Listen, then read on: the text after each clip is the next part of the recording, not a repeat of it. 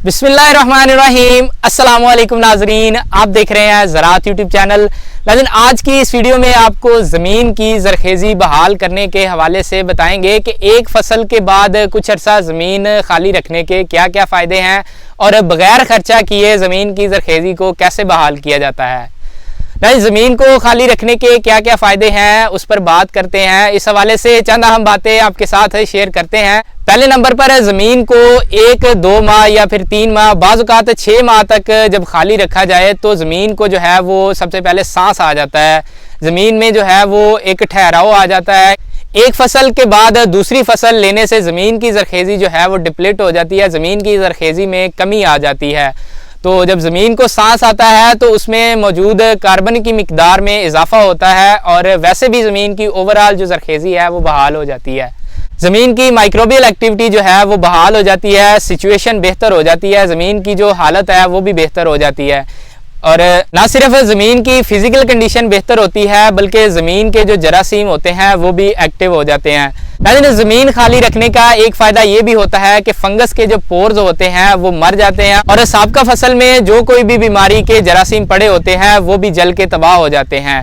ज़मीन में सूरज की शुआएं और ऑक्सीजन इनका मिलाप ऐसे समझें कि हर बीमारी जो है वो उसको ख़त्म कर देती है। इस अमल को सोलराइजेशन भी बोलते हैं जो कि टनल फार्मिंग में बहुत ज़्यादा इफ़ेक्टिव है। और इसके अलावा एक फ़ायदा ये भी है कि जब ज़मीन को अच्छी तरह खुश्क करके पानी लगाया जाता है तो ज़मीन के अंदर पानी ठहराने की सलाहियत जो है उसमें इजाफा हो जाता है, अच्छा खासा उसमें इजाफा होता है।